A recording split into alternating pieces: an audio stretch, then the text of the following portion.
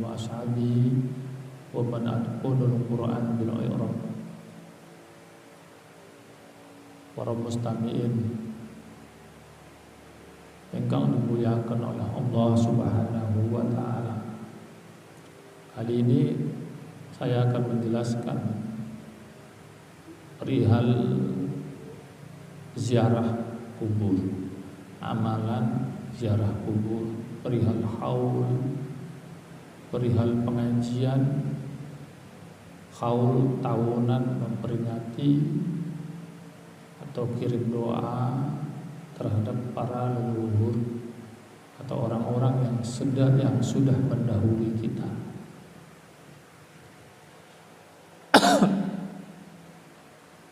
Ini penting sekali, wabil khusus kepada umat Nahdliyin, Ahlus Sunnah wal Jamaah An-Nahdliyah, sebagai bekal bahwa amal ini patut dilestarikan dan juga patut dikembangkan. Untuk melestarikan dan mengembangkan maka harus mengetahui esensi diamalkannya ziarah kubur. Ziarah kubur ini memiliki faedah adalah untuk mengingatkan hamba Allah kepada kematian. Yang jelas yang paling esensial, paling utama adalah ini, mengingatkan hamba Allah akan kematian itu bisa datang kapan saja. Setiap umat itu pasti mati, wali kulli ummatin ajal. Kapan saja dia datang, tidak akan ada yang mampu untuk menundanya ataupun yang mendahulunya. La yastakhiruna sa'atan wa la yastaqdimun. Ini kita diingatkan kematian. Sehingga ketika kita diingatkan dengan kematian, maka kita akan muhasabah, introspeksi kepada diri kita. Kira-kira seperti itulah. Saya sini akan menyebutkan satu ayat dari surat Al-Mulk ayat 2. A'udzu billahi minasyaitonir rajim. Allati khalaqal mauta wal hayata liyabluwakum ayyukum ahsanu amala wa huwal azizul ghafur. Allah menciptakan kematian dan kehidupan liyabluwakum, untuk menguji kita semua, ayyukum ahsanu amala, siapa di antara kalian yang memiliki amal yang baik, amal yang sholihah, dan siapa di antara kalian yang beramal tidak baik atau amal su. Ini ujian buat kita. Ada satu ayat lagi yang memiliki korelasi yang sangat erat sekali, yaitu di dalam suratul Baqarah. Kaifa takfuruna billahi wa kuntum amwata fa ahyaakum thumma yumitukum thumma yuhyikum wa ilaihi turja'un. Wa kuntum amwatan fa ahyaakum. Dua kata yang sangat mirip sekali, di mana kata amwat atau maut itu mendahului al-hayyah. Kata maut mendahului al-hayyah. Sama di dalam surat Al-Mulk itu juga khalaqal mauta wal hayah, maut dulu kemudian hayat. Begini para mustami'in,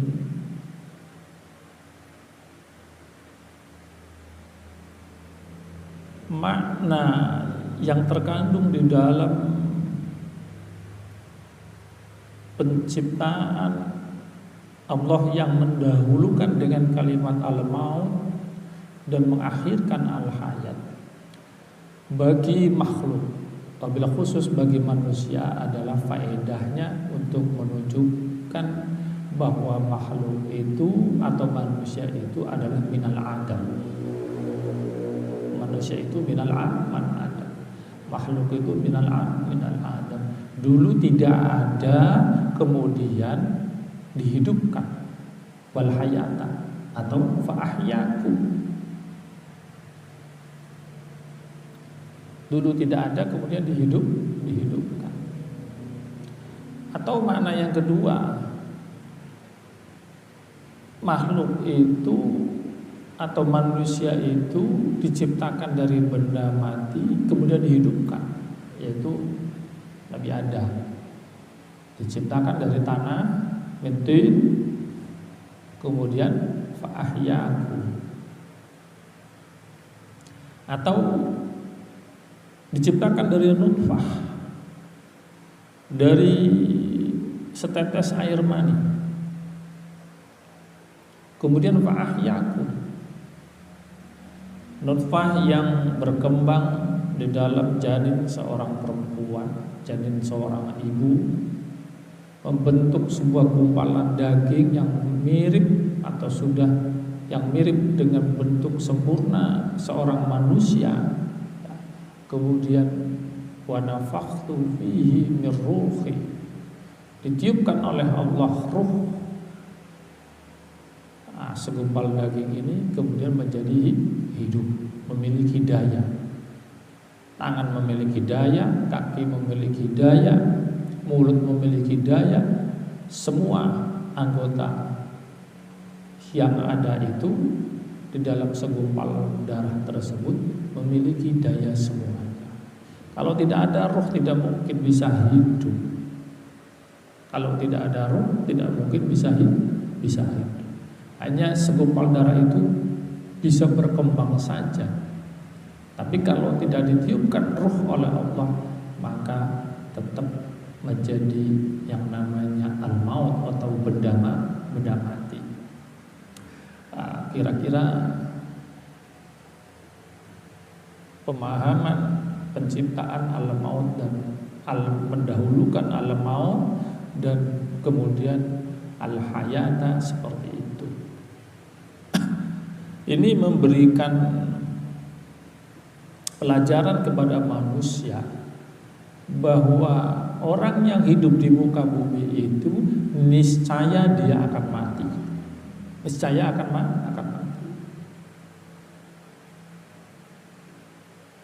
Al-maut itu pasti hak.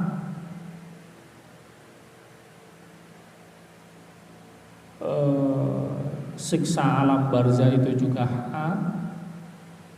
Kemudian summa yumitukum summa yuhyikum, dihidupkan kembali atau dibangkitkan. Fi yaumil ba'ats itu juga hak. Yaumil akhirat juga hak. Ini kita diingatkan dengan pelajaran-pelajaran seperti ini. Sehingga ketika ingat bahwa mati itu adalah hak, sebagai orang yang beriman mesti mempersiapkan mati hak, siksa alam barzah juga itu hak, maka kita mempersiapkan menjelang kematian. Atau dapat dikatakan bahwa kematian itu manusia yang hidup di dunia itu pasti mati kapan saja Allah menghendaki dia untuk diambil ruhnya, maka tidak akan ada yang mampu menghalanginya, tidak akan ada yang mampu bisa menunda kematian tersebut. Maka harus dipersiapkan untuk menghadap Allah. Ayyukum ahsanu amala, dengan perbuatan-perbuatan yang baik, dengan amal-amal yang sholihah.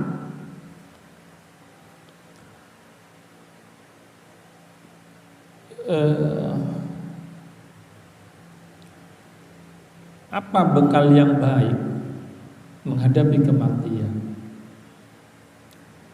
Sebaik-baiknya bekal itu adalah takwa. Fatazawwadu fa inna khairaz zadi taqwa. Maka bersiap-siaplah kalian. Sebaik-baiknya bekal itu adalah takwa. Fa inna khairaz zadi taqwa. Sebaik-baiknya bekal itu adalah takwa. Mentaati segala perintahnya dan menjauhi segala larangannya. Imtithalu awamirihi wajtinabuhu nawahihi wajtinabu nawahihi. Menjauhi segala larangannya,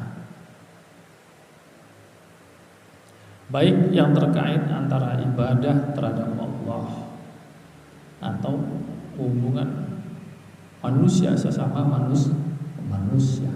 Ini ketakwaan. Maka dari itu orang yang pergi ziarah kubur, ada satu amalan yang dilakukan oleh Kanjeng Nabi dan agar umatnya ini mengikut sunnahnya, yakni ketika hendak memasuki sebuah pemakaman mengucapkan assalamualaikum ya ahlal diyar minal mu'minina wal muslimin inna insyaallah bikum lahiqun. Inna insyaallah bikum lahiqun. Sesungguhnya kami insyaallah akan menyusul kalian.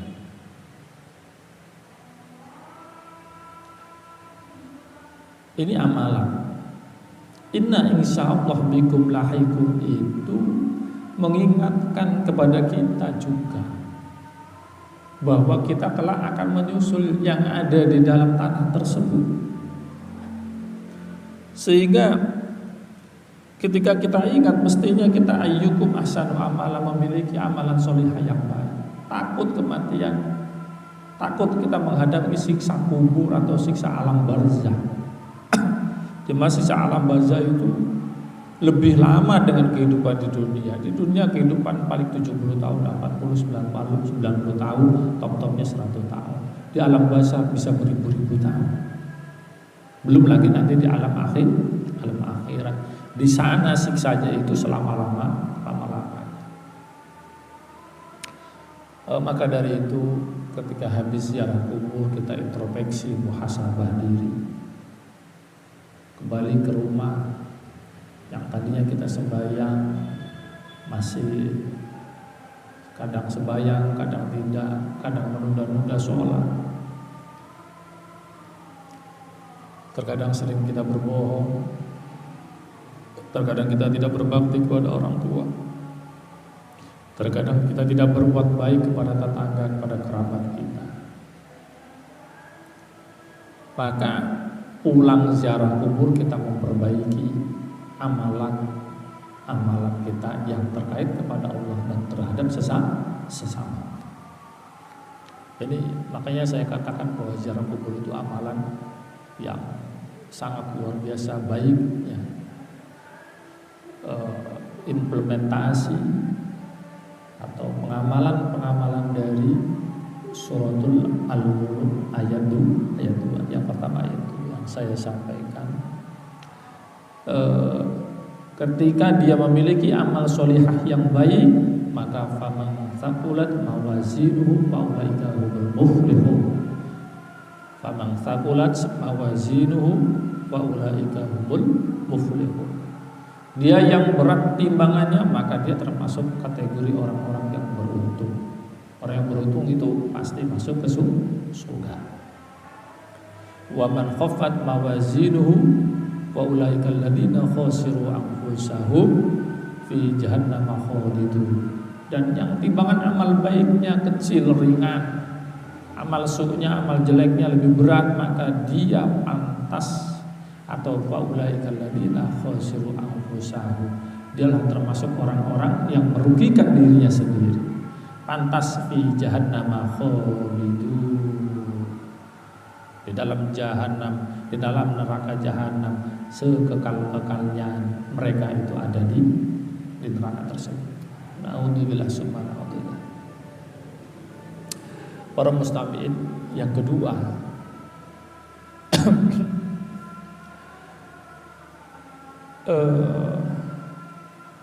makna al-mauta wal hayata, atau makna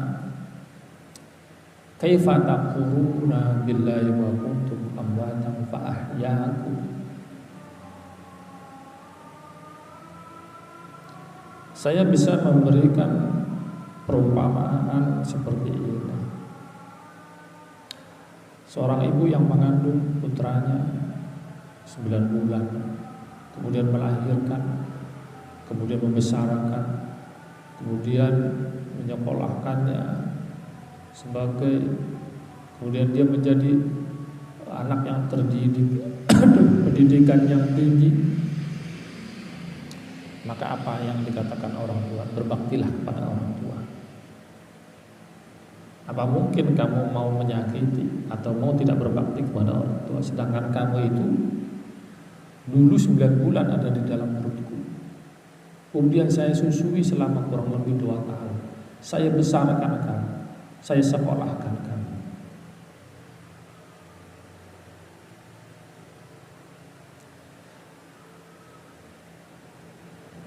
Sama halnya juga di dalam ayat tersebut, ayyukum ahsanu amala, atau kaifa takfuruna billah, kaifa takfuruna billah.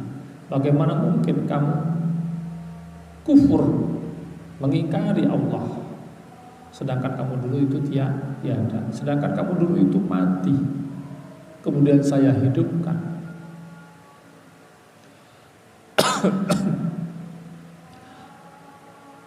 Allah menciptakan al-maut. Di dalam tafsir Ibnu Al-Katsir dijelaskan, maksud Allah menciptakan al-maut itu adalah innahu adalla bani Adam bil maut. Allah hendak merendahkan keturunan Adam, menghinakan keturunan Adam dengan maut, dengan kematian. Kenapa manusia itu harus direndahkan, dihinakan bahkan? Karena manusia itu sangatlah sering sombong. Ketika hartanya banyak dia sombong, tidak mau zakat, tidak mau sedekah, dia berjalan congkak.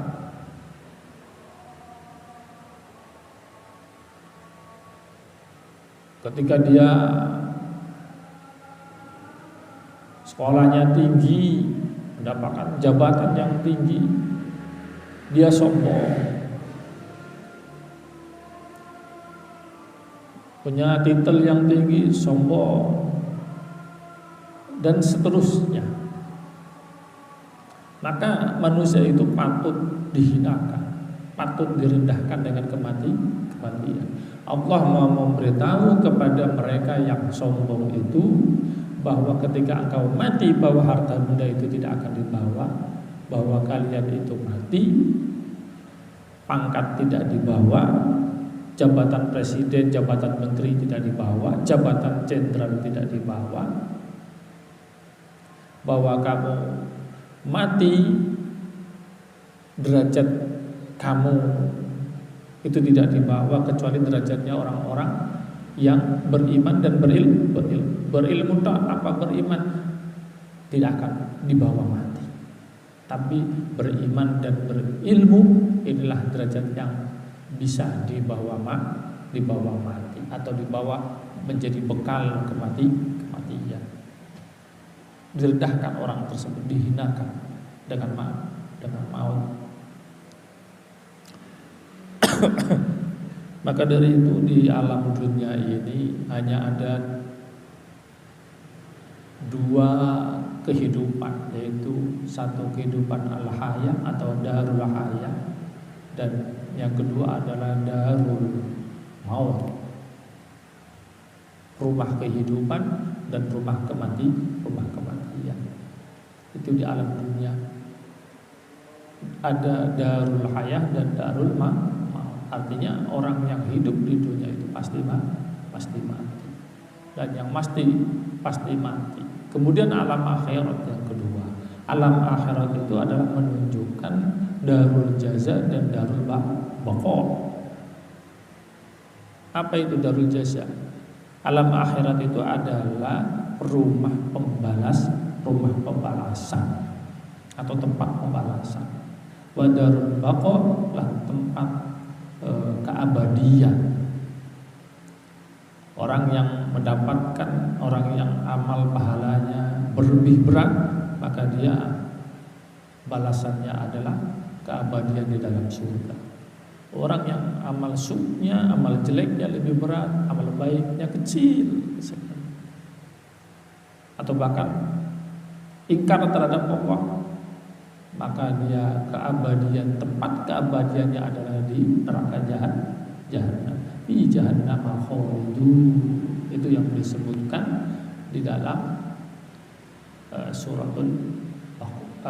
di dalam surat Al-Mu'minun, di dalam suratul Al-Mu'minun sekitar ayat 100-an lah, 100-an. Wa man khaffat mawazinuhu fa ulaika alladziina khasiru anfusahum fi jahannam khalidun.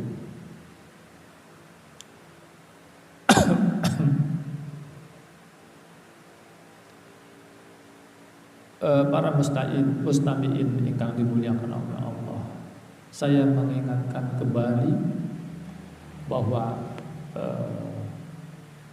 ziarah kubur itu sangat indah sekali. Kalau saya analogikan, ziarah kubur itu seperti halnya lukisan yang sangat indah.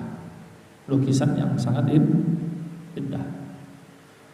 Di mana lukisan indah ini, indah itu memiliki perspektif, memiliki pandangan, di mana pandangan itu berbeda-beda dari sudut mana orang itu memandang. Pertama, jika dipandang oleh seorang seniman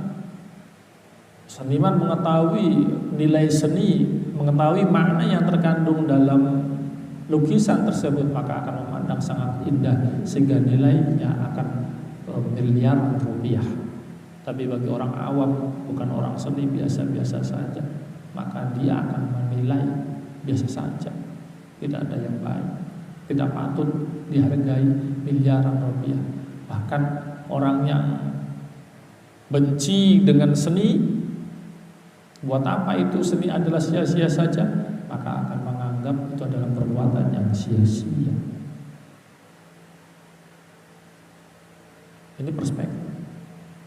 Sama halnya juga ziarah kubur itu kalau dipandang oleh ulama, dipandang oleh faqih, orang yang ahli di dalam bidang agama, maka ziarah kubur ini adalah amalan yang sangat indah sekali.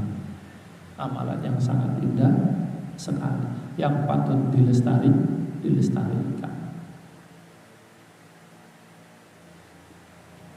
Ketika patut dilestarikan, maka jangan sampai amalan ini terkikis oleh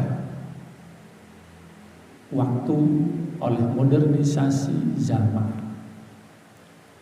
Jadi semakin umur zaman ini menambah, justru akan semakin amalan ziarah kubur itu semakin hilang. Kenapa? Karena dia menganggap bahwa arwah itu ada di alam barzah, dan mendoakan itu tidak harus dari kuburan atau dari makam, bisa dari mana saja. Itu benar. Di satu sisi itu benar. Tapi sebagaimana yang disebutkan oleh saya di atas, bahwa amalan ziarah kubur itu setidaknya satu tadi adalah mengingatkan kita akan kematian, sehingga ayyukum ahsanu amala. Seperti itu. Apalagi kalau kita takziah mengantarkan mayit ke kuburan. Ini pahalanya luar biasa. Pahalanya luar biasa. Karena ini sangat dekat sekali dengan kematian. Kita tahu betul bahwa yang kita gotong itu, yang kita bawa, kita iringi adalah mayit. Yang kita masukkan ke dalam liang lahat itu adalah mayit. Tahu persis. Siapapun kita ngiringi, jenderal yang mati kita ngiringi, menteri yang mati, bahkan kita mengiringi presiden yang mati. Ya yang dikuburkan ya jasad tanpa nyawa, tanpa pakaian, tanpa pangkat, tanpa harta benda. Tidak ada. Hanya jasad yang dibungkus dengan kain kafan. Karena ziarah kubur ini adalah sesuatu yang sangat baik, sesuatu yang sangat indah seperti halnya lukisan, maka harus dibuat bingkai. Bingkai lukisan itu ada yang menggunakan kaca, menggunakan kayu di pinggirnya agar lukisan itu semakin karena indah, biar enak dipandang, tetap awet selamanya. Maka diberilah dia bingkai, diberilah dia kaca. Ini di dalam amalan kita itu adalah bahwa ziarah kubur dikembangkan dengan mengadakan pengajian yang memuat materi ziarah kubur, atau dalam ziarah kubur yang dilakukan 1 tahun sekali, diperingati dengan haul, kemudian ada pengajiannya. Ini dikembangkan. Amalan ziarah kuburnya ini saya sebut al-qadimi as-sholih, ya, al-muhafadzah bil qadimi as-sholih. Jadi melestarikan amalan yang dilakukan pada masa lalu yang baik, kemudian wal ahdu bil jadidi al aslah, dan mengembangkan bil jadidi amalan yang baru tapi al aslah yang lebih baik lagi. Di mana ketika ziarah kubur 1 tahun sekali itu dikumpulkan baik pribadi atau mau dilakukan keluarga besar atau dilakukan satu desa, haul masal boleh dijadikan satu, menggunakan kekuatan jamaah sehingga terkumpul kekuatan baik secara finansial dan sebagainya, diadakanlah pengajian di mana pengajian menghadirkan ulama yang akan menjelaskan mengenai esensi atau keindahan yang ada di dalam amalan ziarah kubur. Ketika ini dijelaskan, akan terus memberikan motivasi, karena mengetahui maknanya akan memberikan motivasi kepada anak-anak kita untuk meneruskan kegiatan atau mengamalkan kegiatan ziarah kubur, sehingga ini akan mudawamah atau langgeng atau namanya lestari. Itu diantaranya mustami'in, manfaat pengajian haul 1 tahun sekali. Yang ketiga, saya menjelaskan bahwa amalan ziarah kubur ini adalah amalan yang dilakukan oleh firqah Ahlussunnah wal Jamaah An-Nahdiyah.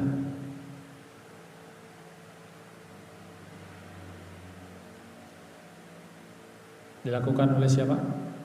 Firqah Ahlussunnah wal Jamaah An-Nahdiyah, atau yang kita sebut Nahdlatul Ulama. Nahdlatul Ulama ini adalah merupakan organisasi keagamaan yang memberikan pencerahan, memberikan pendidikan mengenai materi-materi diniyah atau tentang ubudiyah, pendidikan ubudiyah, ibadah antara makhluk dengan Allah, manusia sama manusia, mengenai akidah atau tauhid, akhlak, dan juga mengenai fikih sosial atau muamalah.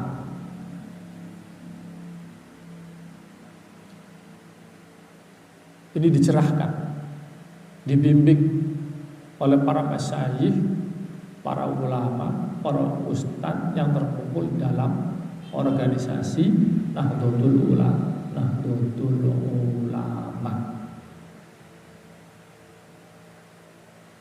Ini dilakukan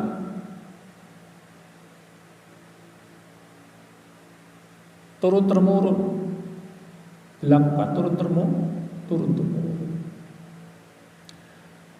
Di mana mereka itu yang berada di organisasi Nahdlatul Ulama itu terdiri dari para alim ulama, para habaib, para fuqaha, para ahli tafsir, para ahli hadis, para muassisin, pimpinan pondok pesantren. Bahkan saya sebutkan bahwa warga Nahdiyin atau ulama Nahdlatul Ulama itu adalah kelompok mayoritas di Indonesia. Mayoritas. Katakan saya sebutlah as-sawadul a'dham, kelompok mayoritas. Di mana itu mereka berpihak kepada ahlul haqqi, berpihak kepada kebenaran. Mereka tidak mungkin bersekongkol kumpul orang-orang solih, orang-orang alim, orang faqih, fuqaha berkumpul untuk mengingkari atau berkhianat kepada Allah. Tidak mungkin. Kanjeng Nabi dawuh dalam hadis qudsi, qala Rasulullah sallallahu alaihi wasallam, innallaha la yajtami'u ummati fi dhalalatin. Innallaha la yajtami'u ummati ala dhalalatin. Allah memberikan garansi, sesungguhnya Allah memberikan garansi bahwa umatnya berkumpul dalam jumlah yang banyak itu tidak mungkin akan berbuat kesesatan. Seperti itu. Ya kalau ada yang berkumpul dalam kesesatan itu adalah ya kumpulannya orang-orang dolim. Orang-orang dolim dan dolim. Siapa? Ya seperti Fir'aun mungkin saja. Nah, ini kan yang kumpul adalah fuqaha, para alim, para ahli hadis, para ahli tafsir, para habaib. Tidak mungkin mereka, karena mereka itu adalah kelompok ahlul haqqi, ma'al haqqi wa ahlihi, mereka jika tidak mungkin. Wa yadullah 'alal jamaah, dan keberpihakan Allah itu terhadap jamaah. Allah sangat mencintai umatnya itu ada di dalam suatu komunitas jamaah yang berpihak kepada kebenaran. Qala Rasulullah sallallahu alaihi wasallam aidan man sadda ila nar, barang siapa man utawi sapa wong iku sadda nyimpang, barang siapa yang menyimpang dari jamaah, menyimpang dari golongannya yang berada di ahlul haq, maka sadda ilan nar, dia telah menggiring dirinya, bahkan menggiring kelompok kecilnya yang apa? Yang berpihak kepada batil, ilan nar, kepada api neraka. Saya tegaskan di sini, al batil, orang yang berpihak kepada kesesatan, orang yang berpihak kepada kebatilan itu hanya sekelompok kecil saja, tidak sekelompok besar. Kalau saya ibaratkan adalah bagaikan air yang jernih dengan buih-buihnya. Buih dengan air yang jernih banyak warna. Atau kalau buih lautan dengan air lautannya banyak warna. Banyak air lautan. Buihnya sedikit. Kalau kita pandang terus maka buih itu akan hilang. Di air yang jernih juga sama. Kalau kita pandang dari air terjun, turun air dari atas ke bawah, timbul buih kita pandang, air yang jernih akan tetap ada, akan tetap memberikan manfaat, tapi buihnya akan hilang. Seperti itu. Nahdlatul Ulama akan semakin besar, akan tetap ada karena memberikan manfaat yang nyata kepada umat manusia. Umat manusia saya, bukan hanya orang Islam saja, bukan hanya orang NU saja, tapi umat manusia secara menyeluruh, baik yang muslim atau non-muslim. Sebagaimana Allah memberikan rizkinya, memberikan kehidupan untuk seluruh umat manusia, bukan hanya orang yang beriman saja, orang kafir juga Allah memberikan rezekinya. Allah memberikan rezekinya.